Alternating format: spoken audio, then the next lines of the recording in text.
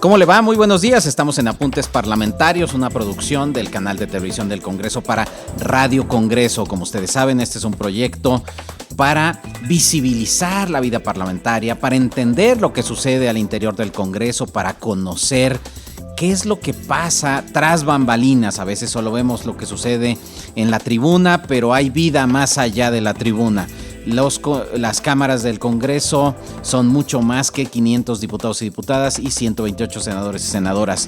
Para eso hemos convocado este día para hablar de mujeres y trabajo parlamentario, que es un tema sobre el cual hemos bordado muchas veces. Hemos tenido aquí a líderes feministas del Congreso como Patricia Mercado, Dulce María Sauri, Laura Rojas. Hemos tenido a una gran cantidad de Olga Sánchez Cordero, por supuesto. Hemos tenido a distintas personalidades en este programa Apuntes Parlamentarios, y hoy no podría ser la excepción, y tenemos a una personalidad de la política mexicana que además se ha distinguido por una trayectoria, permítanme decirlo así, ejemplar en la representación parlamentaria.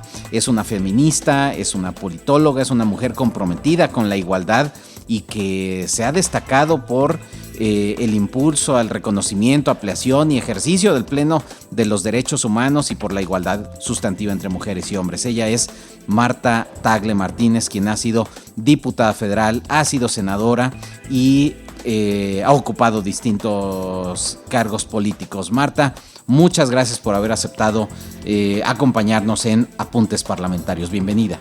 Pues me da verdad muchísimo gusto encontrarme en este proyecto Apuntes Parlamentarios, en este proyecto de Radio y Congreso. De verdad, muchas felicidades a quienes están promoviendo este proyecto y con mucho gusto de participar y de poder llegar a otras audiencias, particularmente espero que a las más jóvenes que les gusta escuchar y de lo que se trata es eso, el día de hoy poder también escuchar esas otras voces. Siempre es refrescante escuchar a voces tan comprometidas con agendas que debieran reivindicarse todos los días, pero en el que hoy sobre lo que hoy vamos a hablar, que es sobre las mujeres y el trabajo parlamentario, pues quién mejor que alguien que ha sido legisladora en diversas legislaturas y que ha vivido en carne propia pues todos los obstáculos que enfrenta la mujer en la vida cotidiana y en la vida política. ¿Por qué debiéramos seguir discutiendo esto? Porque a veces hay quienes dicen, no, pero ya el voto lo tienen ya las mujeres y los hombres, ese es un derecho ganado, ya no hay por qué seguir discutiendo esto. O ya tienen igualdad porque ya pueden acceder a los cargos de elección popular. Lo único que falta es que voten igualmente por ellas. ¿Por qué es necesario seguir discutiendo este tema y visibilizarlo como un problema? Pues primero lo que me gustaría decirte es que sin duda es el Parlamento donde más se puede ver el tema de los avances de las mujeres, ¿no? Yo creo que de todos los espacios donde las mujeres han venido avanzando en el reconocimiento de sus derechos, son los derechos políticos y particularmente los derechos políticos electorales para llegar al Congreso. Es donde, en primer lugar, las cuotas de género y después el reconocimiento de la paridad han impulsado que haya cada vez más mujeres tomando decisiones. ¿Por qué es importante seguir hablando de esto? Porque efectivamente todo el mundo dice, ay, bueno, es que no sé qué más quieren las mujeres, ya está reconocida la igualdad en el cuarto constitucional, ya desde el 53 tienen reconocido el derecho a votar y ser electas prácticamente para cualquier cargo desde el 53 y ya están hoy representadas en los congresos, hay cada vez más mujeres gobernadoras, es la primera vez en la historia que tenemos 9 mujeres gobernadoras de 32, en fin, las mujeres han avanzado mucho, ¿qué más quieren? Y lo que estamos buscando las mujeres son todos los derechos, ni uno más ni uno menos, y lo cierto es que porque es importante seguir dando esta batalla es que las mujeres todavía hoy accedemos a estos espacios públicos con una gran desigualdad, con muchas brechas de desigualdad entre mujeres y hombres, que es preciso trabajar y que es preciso justamente desde los congresos, a través de las leyes y los presupuestos públicos, seguir atendiendo para lograr una igualdad plena. ¿Qué es lo que estamos buscando las mujeres? Es construir una sociedad justa, equitativa, igualitaria, donde todas las personas, hombres, mujeres, podamos realmente gozar de los mismos derechos, podamos acceder a los espacios públicos, trabajar, estudiar, dedicarnos prácticamente a cualquier actividad, igual que los hombres, sin vivir en una vida llena de violencia como sucede hoy, podernos desarrollar plenamente sin tener unas cargas que aparentemente son exclusivas de las mujeres, como es el tema de los cuidados, y podernos desarrollar plenamente. Y eso, al final de cuentas, contribuye a que tengamos una sociedad mejor, una sociedad completa, una sociedad más inclusiva, una sociedad donde estemos aprovechando además la capacidad, el trabajo y todo lo que las mujeres pueden aportar. Para lograr eso todavía falta mucho por hacer, y es por eso que justo desde los congresos, desde este espacio del Parlamento, se insiste tanto en esta agenda, se tiene mucho por hacer, y no solamente en fechas conmemorativas, sino todos los días desde el Congreso hay un trabajo muy importante a favor del reconocimiento de los derechos de las mujeres. Cuando pensamos en lo que dicen las leyes, decimos, bueno, pues sí, ahí hay un reconocimiento de igualdad de derechos, que bueno, eso ya es un avance, pero cuando nos enfrentamos a prácticas que han normado nuestro comportamiento, como los mandatos de género, tú referías ahorita el de los cuidados, ¿no? Incluso lo escuchamos con frecuencia, que ¿quién va a cuidar al adulto mayor de la casa? ¿O quién va a cuidar a los niños de la casa? Etcétera. Hay un mandato de género que contribuye a asignar roles, asignar tareas que evidentemente impiden el libre ejercicio de los derechos de las mujeres, porque son las mujeres a quienes tienen asignadas esas tareas. Por supuesto que en este momento estamos hablando de las inercias que suceden. ¿Cómo podríamos cambiar esas inercias para que haya mayor participación de las mujeres en los espacios de poder? En México podemos decir con orgullo que tenemos ahora una legislatura paritaria, ¿no? Pero ¿cómo garantizar que esto pueda seguir en el futuro? Y después, si esa legislatura paritaria garantiza igualdad de participación en las mujeres, porque vamos a referirnos a ello como si eso no necesariamente solo oculta algunas cosas, porque quería preguntarte sobre los liderazgos parlamentarios y cómo escasean también mujeres, ¿verdad? Sí, bueno, pues mira, desde el feminismo, que es de donde yo milito, hemos venido construyendo una frase para ejemplificar esto. Queremos más mujeres en el poder, pero con poder. Y con poder para poder transformar la vida de las mujeres, ¿no?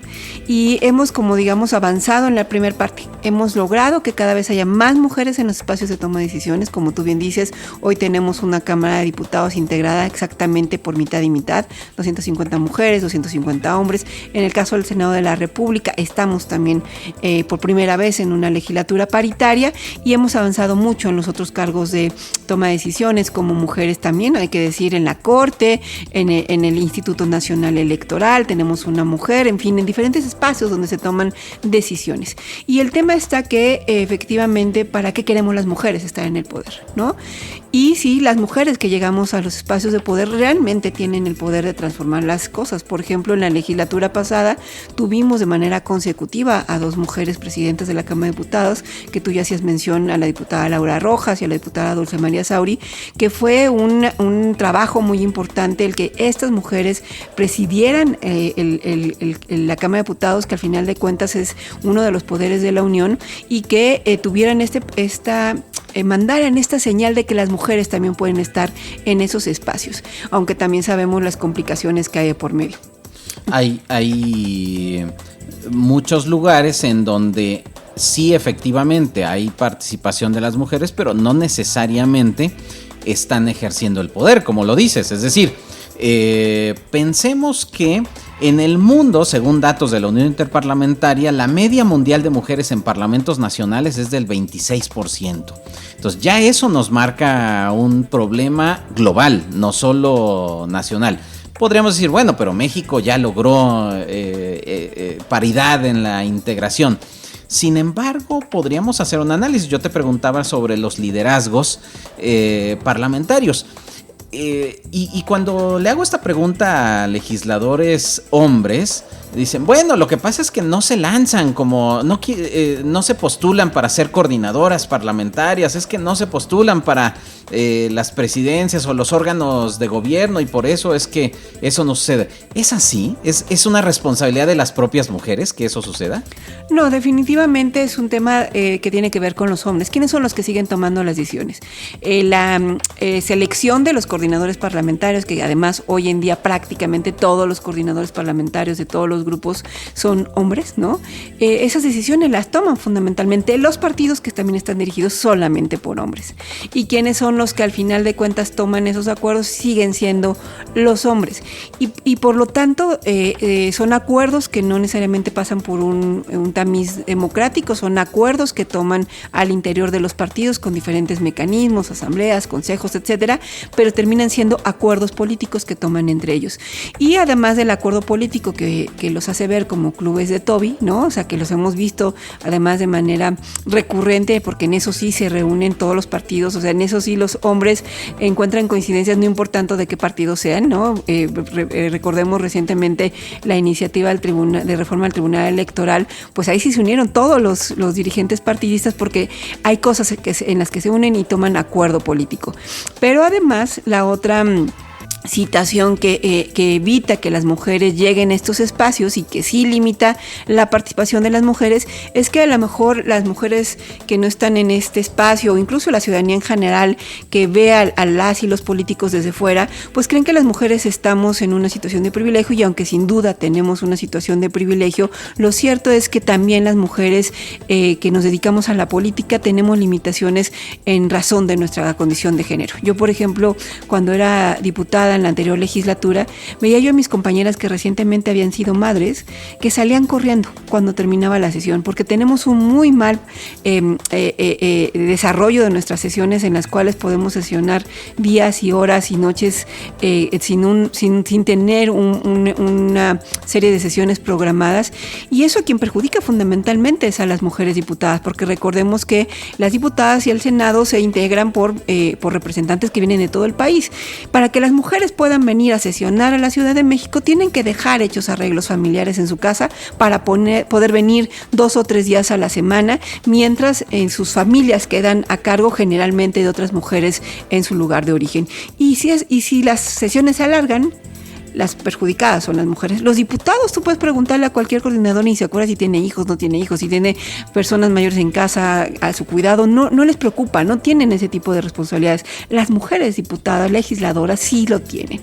Y sigue siendo una carga, no importando que seas diputada, senadora, gobernadora, incluso si llegas a ser presidenta, hay esas cargas de cuidado que sí siguen limitando la participación de las mujeres y el tema no está solamente que busques mejores redes de apoyo para resolver eso, sino cómo haces que las cosas cambien. Y entonces yo decía, bueno, ¿por qué tenemos que sesionar hasta las 4 de la mañana? Por ejemplo, el primer año de la anterior legislatura nos tocó aprobar el presupuesto el 24 de diciembre a las 4 de la mañana, que además ya nadie está pensando esa hora en el presupuesto, cuando perfectamente podíamos haber programado, teníamos hasta el 31 de diciembre, horarios de las sesiones, horas y días de descanso que realmente sirviera para todas y todos, y que además, y ahí es cuando entra justamente el tema de que estamos buscando construir una igualdad, hombres y mujeres pudieran retirarse en un horario a estar en sus casas, en su familia, convivir, tomar parte de las responsabilidades que les tocan y el Congreso sesionar. Es decir, no tienen por qué las mujeres ver cómo le hacen para arreglar su vida, sino son las reglas institucionales las que tienen que hacerse cargo de este tipo de cosas. Y pasa en todos los trabajos. Pensemos en las mujeres que se dedican a cualquier otra actividad.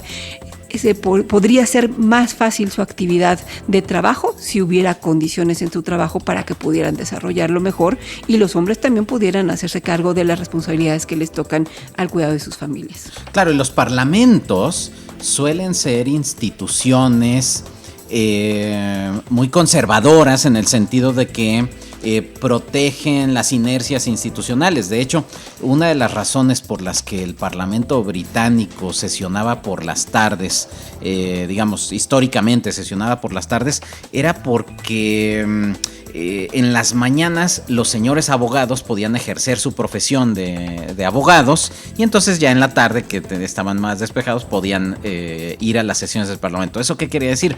Pues que pues solo quien pudiera ir a las sesiones vespertinas iba a poder sesionar y ejercer representantes. De hecho, cuando una diputada, ahora no recuerdo su nombre, pero una diputada asistió a la sesión del Pleno cargando a su bebé, el presidente del Parlamento lo vio como una acción de indisciplina en el Parlamento. Ahora podemos ver que eso sucede, pero no hace mucho tiempo una diputada en México también subió a la tribuna cargando a su bebé y fue acosada mediáticamente por decir que cómo se atrevía, ¿no? Entonces todavía existen estas acciones que son, yo insisto, inercias sociales, institucionales, que es difícil de erradicar y que no tiene que ver solamente con las mujeres, es decir, incluso hay mujeres que repiten estos patrones de violencia hacia otras mujeres en el propio Congreso, ¿no? Sí, incluso qué bueno que sacas ese tema de las diputadas, porque al final de cuentas no hay condiciones de trabajo ni para las mujeres ni los hombres del Congreso. O sea, quizás muy pocas personas sepan que las diputadas no cuentan con una licencia de maternidad. En la legislación, para ser diputado tú puedes pedir licencia, y si pides licencia, llaman a tu suplente y luego entonces tú dejas de ser un trabajador al servicio del Estado, es decir, ya dejas de cotizar en el ISSSTE y formalmente no tendrías esa seguridad social. Y porque si dices, bueno, sí, como trabajador del ISSSTE tienes derecho a la licencia de maternidad que te da el ISSSTE, claro, pero eso implica que no dejes el trabajo en el Congreso y entonces estés faltando de manera irregular. Pero ¿eso cómo se resolvería? O sea, también necesitamos que el Congreso, y eso no sucede en la Cámara de Diputados ni en el Senado, no hay lactarios, no hay lugares para tener a hijos e hijas, no hay guarderías, estancias, ni para diputados ni para diputadas, porque justamente la idea es que eso cambie. O sea, como tú dices, no solamente son inercias que debemos de seguir viendo cómo las mujeres le hacen para resolverlo o cómo se acaba con la inercia. La mejor manera de atenderlo es que la institución se haga cargo, y la institución se tendría que hacer cargo poniendo justamente las condiciones para que los hombres y las mujeres puedan cumplir con esas responsabilidades. Te digo, desde cuidar los horarios, poniendo estancias infantiles que no las hay para los legisladores, viendo que haya licencias de maternidad y de paternidad para los legisladores, situaciones que no han sucedido y que al final de cuentas también son un reflejo de lo que pasa allá afuera. O sea, vemos a muchas mujeres que tienen que buscar trabajos informales para que sean más flexibles, para que puedan darles tiempo para andar corriendo a recoger a los hijos e hijas, y no les da tiempo. Entonces, al final de cuentas es una realidad que no solamente vivimos las diputadas, sino que es un reflejo de lo que está viendo la sociedad, pero que no se arregla simple y sencillamente con buenos deseos, sino con políticas públicas. Y esas políticas públicas pues pasa por tener un sistema de cuidados que nos descargue a las personas, hombres y mujeres, de estas responsabilidades mientras nos dedicamos a trabajar fuera de casa, y cuando ya llegamos a casa también que haya una corresponsabilidad en los cuidados. Y eso pasa también en el poder. Y por eso es que sin duda este tema de los cuidados sí es una de las limitantes de las mujeres al acceder al poder, porque están siendo limitadas en los horarios, en estos horarios que están hechos por los hombres, pues para tomar decisiones donde las mujeres no estemos, ¿no? Claro, y cuando, bueno, me hacías pensar también en que esto también sucede en otros, es decir, ahorita hablamos sobre el Parlamento, pero por ejemplo en los gobiernos, pues también la cantidad de mujeres que ocupan carteras de nivel ministro, pues es muy escaso. Cercanos culturalmente a nosotros, pues está España o Chile, que tiene más del 50% de sus ministros que son mujeres, pero son muy pocos los países en los que esto sucede. Y algo que llama la atención es que la mayoría de los ministerios que ocupan son relacionados con temas, llamémosle, menos políticos, es decir, derechos humanos, desarrollo social, o género. La infancia, ¿no? Generalmente Exactamente. les dejan ese tipo de trabajos. Y sí, se ve en todos los espacios donde estamos las mujeres tomando decisiones, ¿no? Y eso sucede también en las cámaras del Congreso, es decir, pensemos en las comisiones. Las comisiones son espacios de trabajo en donde se dictamina, se analiza a profundidad los asuntos que son discutidos en los plenos, pero en las comisiones se trabaja con mayor profundidad los asuntos. Y lo que vemos es que también, digamos, bueno, lo que a veces dicen es, bueno, pues no hay mujeres coordinadoras, pero sí hay mujeres presidentas de comisiones, ¿no? Entonces, ok, sí hay mujeres presidentas de comisiones. ¿Cuáles son las comisiones que presiden, no? Son las comisiones de presupuesto, gobernación, puntos constitucionales, no sé cuáles son. Y por lo regular, volvemos a lo mismo que sucede en los ejecutivos, es decir, derechos humanos, grupos vulnerables, desarrollo social, etcétera. Esto se reproduce con frecuencia y no solo en México, sino en otras partes del mundo. Es parte de este mismo problema, ¿no? Pero por eso sí déjame decirte que por eso el lugar donde hemos llegado a las mujeres tiene que ver también con estrategia. Y en la legislatura pasada, y me gusta presumirlo porque desafortunadamente no sucedió en esta, pero en la legislatura pasada las mujeres que llegamos a esa primera legislatura de la paridad, me refiero a la legislatura del 18 al 21, fue la primera legislatura de la paridad que llegamos 246 diputadas, tuvimos la capacidad de ponernos de acuerdo y no solamente lograr que 2 mujeres presidieran de manera consecutiva la Cámara de Diputados, o sea, tuvimos mujeres presidentas del Congreso, algo que no ha sucedido ahorita, y además exigir que las mujeres presidieran la mitad de las comisiones, y déjame decirte que de manera inédita, porque no se ha vuelto a repetir, las mujeres en la anterior legislatura presidieron Gobernación, puntos constitucionales, Hacienda, Salud, pues justicia, prácticamente las comisiones por las que pasaron todas las reformas importantes que incluso mandó el Ejecutivo en la legislatura pasada, fueron por comisiones presididas por mujeres. Y era de verdad un enorme gusto ver a estas mujeres presidentas de comisiones, de las comisiones importantes, subir a tribuna, defenderlo. Yo creo que si algo hay de satisfactorio en esa legislatura es justamente ver el trabajo de estas mujeres que tuvimos la capacidad de trabajar con estrategia y de exigir esas comisiones, porque le dieron otro rostro a la legislatura, nos permitieron ponernos de acuerdo a pesar de ser una legislatura que, como en muchos casos, pues tiene una serie de dificultades polarizantes, pero ahí tuvimos la capacidad de ponernos de acuerdo y sacar y avanzar en reformas importantes, entre otras cosas, para la paridad en todo, para el tema de la violencia contra las mujeres, para los derechos de las trabajadoras del hogar, en fin, nos tuvimos la capacidad de unirnos, de pelear por estas comisiones, de ser protagonistas de las discusiones públicas, de lograr que mujeres presidieran el Congreso, y creo que esa es una muy buena señal de que las mujeres trabajamos juntas, y cuando trabajamos juntas avanzamos mejor. Eso es muy interesante porque en este tema lograron superar las barreras partidistas y formar una estrategia mucho mejor articulada que logró dar mejores resultados.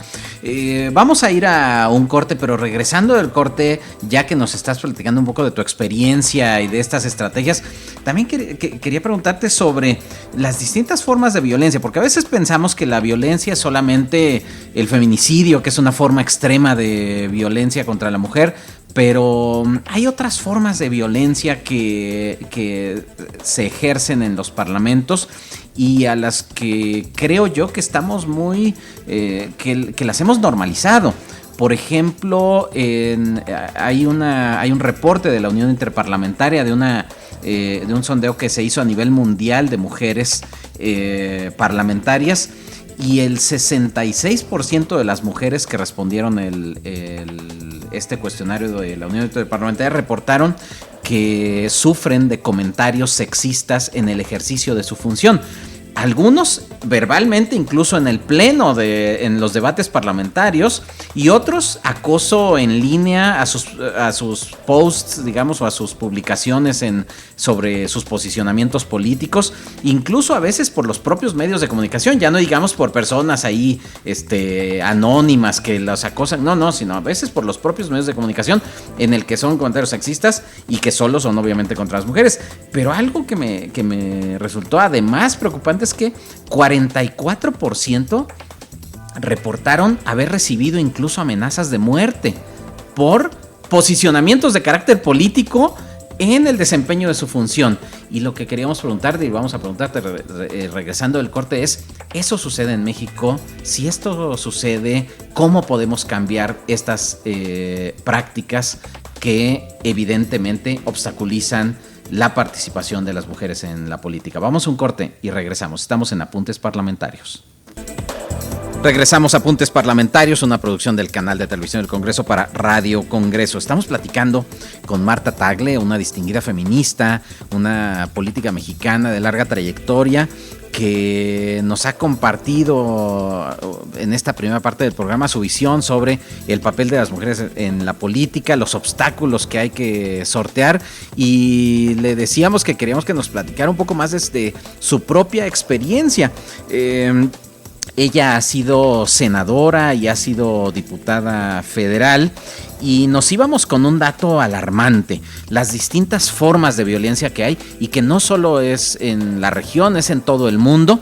Claro, hay regiones del mundo donde esto se acentúa, pero en el mundo comentábamos que hay 66% de las mujeres parlamentarias responden que han sufrido acoso por sus posiciones políticas y comentarios sexistas sobre su vestimenta, sobre sus características físicas. Incluso en ocasiones vemos en los propios debates parlamentarios que esto sucede, y en algunos casos de manera todavía más alarmante, el 44% reportaba incluso hasta amenazas de muerte por sus posiciones políticas.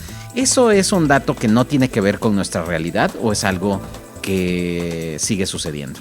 Sí, desafortunadamente las violencias en México se convierten hoy en día en la principal amenaza a todos los derechos que las mujeres hemos alcanzado, y que no han sido ahora sí que regalados. Todos los derechos que tenemos nos los hemos tenido que ganar, y vemos hoy, por ejemplo, las mujeres que tuvieron que ganarse el derecho a estudiar, están siendo violentadas en el espacio educativo universitario. Estamos viendo que las mujeres nos tuvimos que ganar el derecho a trabajar, y es en el trabajo hay acoso, hay hostigamiento, hay abuso. Las mujeres al salir a la calle, porque incluso transitar libremente en la calle también ha sido un derecho que nos hemos tenido que ganar, y las mujeres también son acosadas, violentadas, asesinadas en las calles. Y pues ni se diga, las mujeres que estamos en la política también sufrimos muy diferentes tipos de violencia que limitan el ejercicio de nuestros derechos políticos, porque muchas mujeres, al verse amenazadas, intimidadas, violentadas, y como tú decías, incluso en riesgo su vida, muchas terminan desistiendo de ejercer su derecho político a tener una representación en un espacio de decisiones públicas. Otras continúan a costa de esas violencias, y muchas más desafortunadamente ponen en riesgo su propia vida. Y efectivamente no solamente sucede en México, sino en todo el mundo, pero de manera particular en México, las mujeres legisladoras lo sufrimos de manera cotidiana, de muy diversas maneras, desde una violencia simbólica, verbal, ¿no?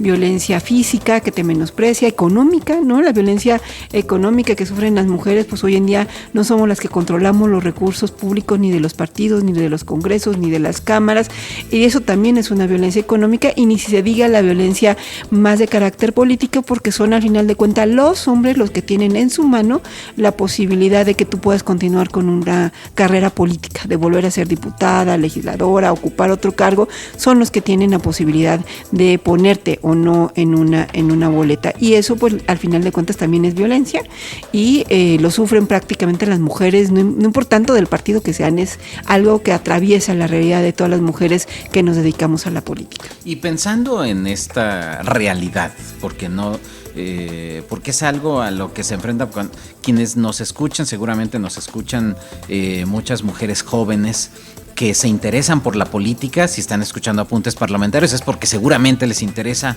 la política o el tema de la participación, en este caso de las mujeres en la política, y dicen, bueno, pero ¿yo qué puedo hacer para lograr tener una carrera como la de Marta Tagle? Es decir, tú eres un ejemplo para muchas mujeres y para muchas mujeres jóvenes, y te enfrentaste seguramente a muchos obstáculos para lograr lo que has alcanzado. ¿Cómo lograste sortear estos obstáculos en los distintos espacios políticos en los que te has desempeñado? Sí, qué bueno que mencionas a las nuevas generaciones, porque más me motiva mucho ver a las nuevas generaciones de mujeres jóvenes que ya no están dispuestas a quedarse calladas. A mí todavía vengo de una generación en la que todavía me tocaron sufrir diferentes situaciones de violencia, no solamente en la política, sino en el espacio público, en la que te quedas callado, te sonrojabas, te sentías culpable, y las jóvenes de hoy ya no están dispuestas a quedarse calladas. Y entonces cuando dices, creo que hemos hecho algo bien, claro, las feministas, el feminismo en México, para que hoy las mujeres jóvenes estén alzando la voz de la manera en que lo están haciendo. Y entonces es bueno que ellas estén haciendo valer sus derechos, que ya no se dejen, y por eso es que se ve también un futuro muy prometedor con ellas, porque además cuando vemos las marchas llenas de tantas jóvenes con tanta energía, sin duda hay futuro para que sigamos avanzando. Y qué decirles a ellas, a las más jóvenes, es que sin duda hemos venido avanzando en el reconocimiento de estos derechos, y hoy en día todas las mujeres tenemos el derecho de ejercer nuestros derechos políticos, valga la redundancia. ¿Y qué implica ejercer esos derechos políticos? Tener voz pública, tener representación política, votar y ser electas, asociarnos, manifestarnos públicamente. Es decir, los derechos políticos no solamente se circunscriben al derecho a votar o al ser electas, sino que hay una gran cantidad de derechos que hay que ejercerlos y que implica tomar decisiones públicas. Y que hay que reconocerlo como eso, como un derecho. No es una dádiva de nadie nos lo está regalando, en nuestro derecho, y tenemos que exigirlo. Lo que sí todavía hay que reconocer y decirlo es que no podemos enfrentarnos solas al aparato de los partidos, al sistema político, tenemos que hacerlo juntas. Y una experiencia tengo yo de manera personal es que ante las diferentes situaciones de violencia que he vivido, las que me han salvado, las que han estado cerca de mí, siempre han sido otras mujeres, han sido mujeres cercanas con las que yo convivo, que son mi grupo cercano de amigas, de colaboradoras, de aliadas, con las que siempre te salvan cuando una situación difícil se enfrenta, y que al darnos cuenta que vivimos situaciones muy similares, pues nos ha unido para dar la batalla juntas y seguir activas, seguir aquí siendo actores políticos, porque de otra manera ya no estaríamos acá. Que de manera particular me gustaría hablarte de las rebeldes con causa, que somos... ¿Qué es eso de las rebeldes con causa? Cuéntanos.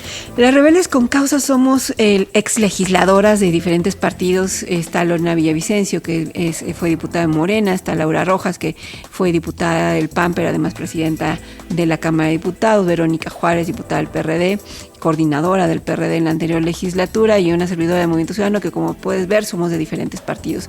Y nos llamamos rebeldes porque sabemos que siempre fuimos rebeldes, íbamos más allá de nuestros partidos muchas veces, incluso votamos en contra del voto de partido, nos opusimos, nos resistimos a ciertas reformas, hicimos estrategia, se impulsó en ese entonces el Grupo de Trabajo por la Igualdad Sustantiva, que nos permitió sacar reformas, impulsar temas, y eso nos hizo molestas para nuestros partidos. Y pues la mejor manera de ver cómo es que también hay violencia, aunque no lo digamos abiertamente en muchos casos, es que ninguna de nosotras volvió a repetir como diputada en la siguiente legislatura, siendo que era la primera vez que había la reelección consecutiva para legisladores, y que varios se reeligieron. Nosotras, la mejor manera de los partidos de alguna manera de castigarte es no dejarte que llegues nuevamente a estos espacios, porque son ellos los que tienen la posibilidad de ponerte o no en la boleta. Y pero seguimos vigentes, seguimos activas, seguimos siendo personas que estamos poniendo todos los días temas en la opinión pública, y tenemos una actividad política importante porque estamos unidas, porque no nos hemos dejado que nos avasallen. Entonces, por eso es que yo siempre digo que la mejor manera de hacer frente a las violencias contra las mujeres es haciéndolo un frente común con otras mujeres, porque todas estamos pasando por lo mismo, y es la mejor manera de seguir vigente, dando la batalla y pues sembrando el camino para que sea diferente para las nuevas generaciones. Claro, y acercarte a otras mujeres que no necesariamente lo hayan hablado de esto, porque muchas veces no lo hablan porque creen que están solas o son únicas, son la única que está padeciendo esto, cuando seguramente puedes encontrar puntos de convergencia. Cuando hablabas ahorita que te decía a estas jóvenes que te escuchan, ¿qué pueden hacer? Pero yo pensaba también que hay legisladoras que están en esa misma condición y que prefieren mantener silencio justo por esto, porque la indisciplina tiene un costo político, ¿no? Es decir, visibilizar problemas al interior de los partidos tiene un costo que puede resultar en esto, en la no consecución de una carrera política o en un castigo político. Y esa es una forma también de violencia, ¿no? Y además con los hombres están dispuestos a acordar. O sea, cuando un hombre se quiere indisciplinar dentro de un grupo parlamentario, de un partido, negocian con él, le dan algo y se acabó. Con las mujeres ni siquiera quieren hacer eso. Simple y sencillamente nos castigan, nos limitan. Y sí, efectivamente, esto que digo sirve para muchas otras mujeres que estamos en la política. Al principio de la anterior legislatura incluso hicimos un taller con mujeres que buscaba integrarnos a todas las mujeres. Y cuando hablábamos de estos temas, a muchas les iba cayendo el 20 y de repente las veías que les corrió una lágrima porque les caía el 20 y decir, sí es cierto, yo estoy siendo violentada en mi partido y no me había dado cuenta. Claro. Y muchas veces sabemos mujeres que estamos sufriendo violencia, que no nos dejan hablar, que nos tratan de mis reinas lindas y que no te dan el lugar que mereces y que te están limitando y que no te das cuenta que eso también es violencia. Cuando te empiezas a dar cuenta, digo, muchas veces las mujeres terminan por desistir de la política y yo creo que esa es la mejor manera del patriarcado de ganar, de que o nos enfrentemos entre nosotras o de que abandones el barco. Y la única manera de hacerle frente a eso es yendo unidas, reconociendo que esta es una realidad que nos atraviesa a todas independientemente del partido en el que nos encontramos y la única manera de hacerle frente es justamente yendo unidas más allá de los partidos. Claro, y es que también hay prácticas institucionalizadas que hacen que las mujeres tengan mucho más temor de levantar la voz, de presentar un posicionamiento político propio.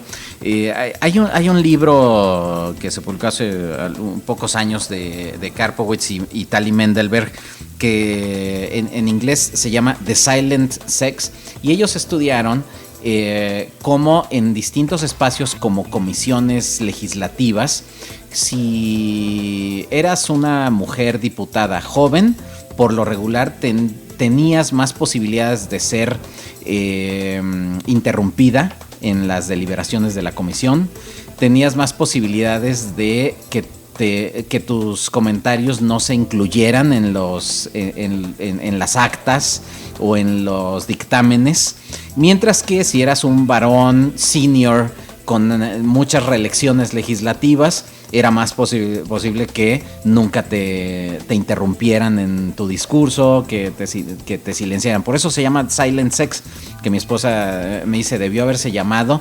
en lugar de el sexo silencioso, es el sexo silenciado, ¿no? Así es. Porque esas son las prácticas de cómo pues con el silencio pues resulta más cómodo para quienes ejercen el poder, ¿no? Pero además venimos de una cultura en la que nos enseñaron que calladitas nos vemos más bonitas, donde ahí hay dos cuestiones de género, de calladitas y bonitas. Las mujeres tienen que ser calladas y tienen que ser bonitas, y remontar eso culturalmente implica, como tú dices, muchos cambios culturales que las mujeres venimos cambiando, ¿no? Ahora, te tocó a ti ser una senadora joven, es decir, y el Senado por lo regular también están políticos más senior, ¿no? Con mayor trayectoria. ¿Te tocó vivir en carne propia este tipo de expresiones de violencia?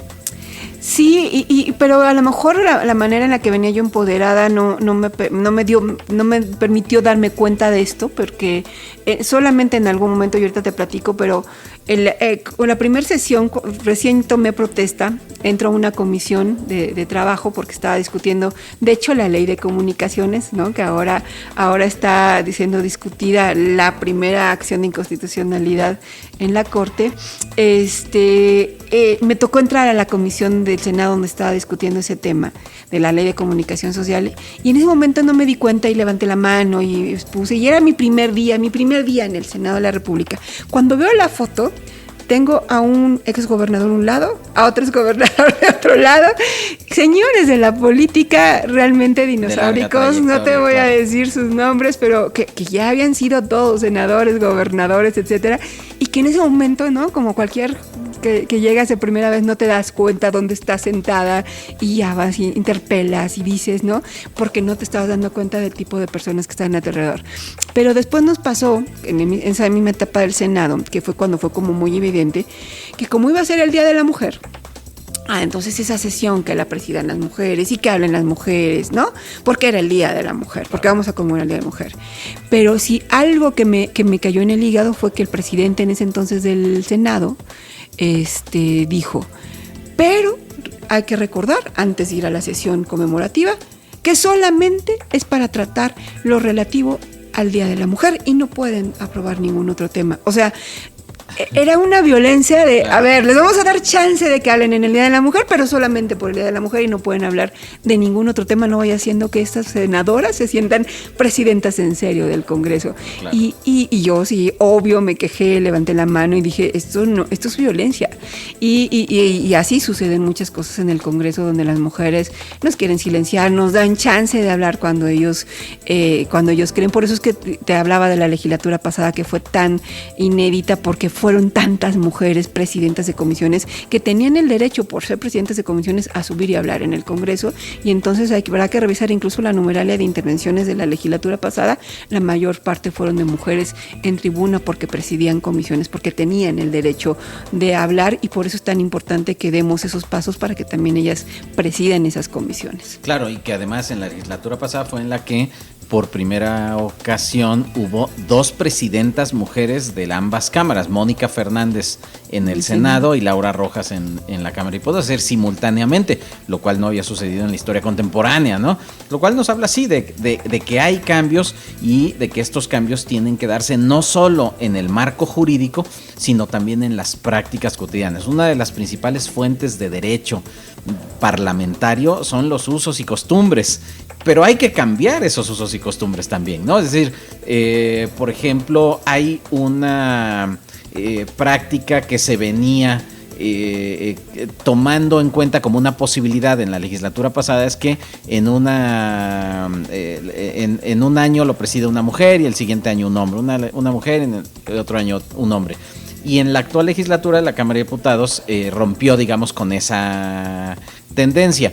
Valdría la pena que ese tipo de usos y costumbres se empezaran a institucionalizar para comisiones, para quienes presentan los posicionamientos de los partidos al inicio de los periodos de sesiones, para decir, no necesariamente se tiene que modificar el marco jurídico, sino que también se pueden modificar las prácticas al interior.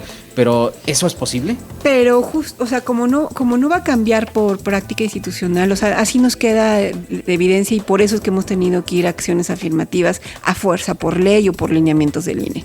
Porque por las buenas no lo hacen. O sea, veamos, por ejemplo, el tema del INE.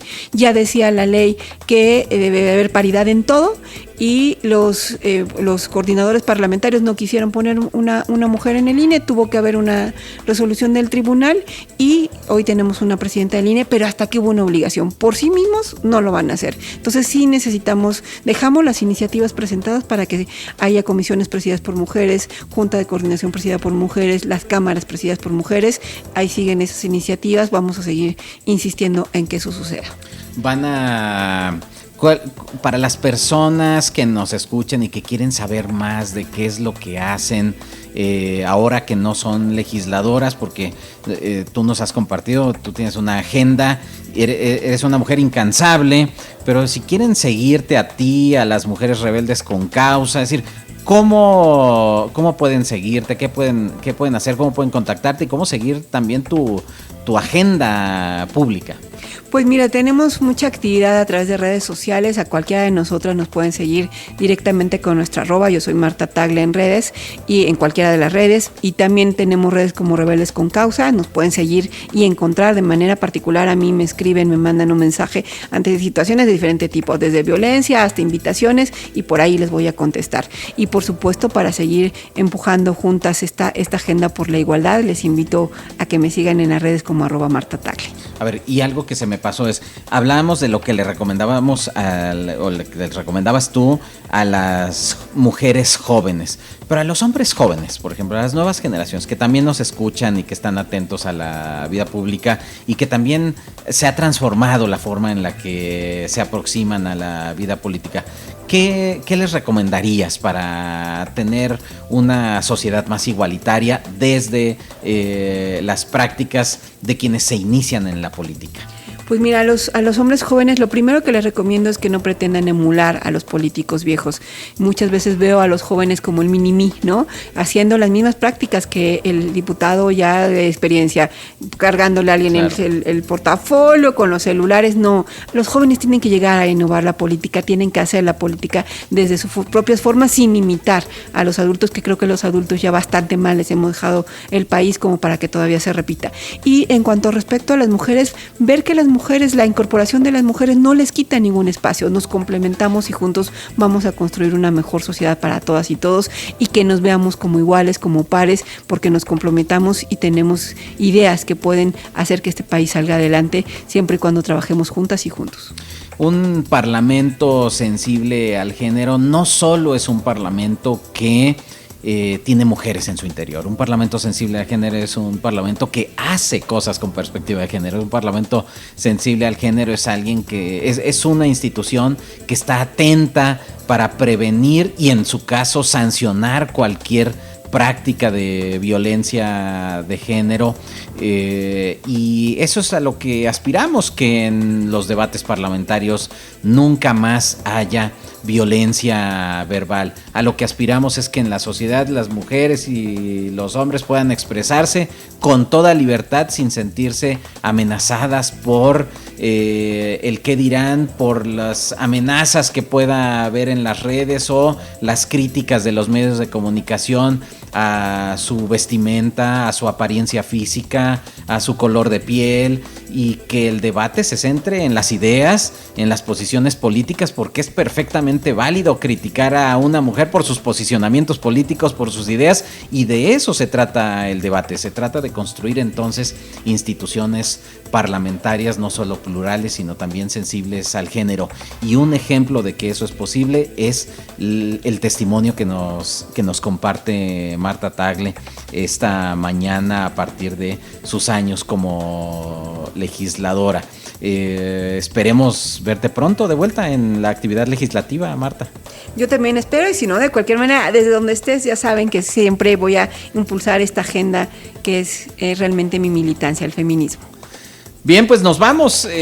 Muchísimas gracias por habernos acompañado en Apuntes Parlamentarios con este extraordinario programa con Marta Tagle. Síganla en sus redes, y le agradecemos en la producción a Liliana Hernández, a Lourdes Ruiz, en la operación a Sergio Vargas, en el servicio social Camila Altamirano. Nos escuchamos pronto. Recuerden, todos los miércoles y viernes 10 de la mañana, Apuntes Parlamentarios. Nos vemos la próxima.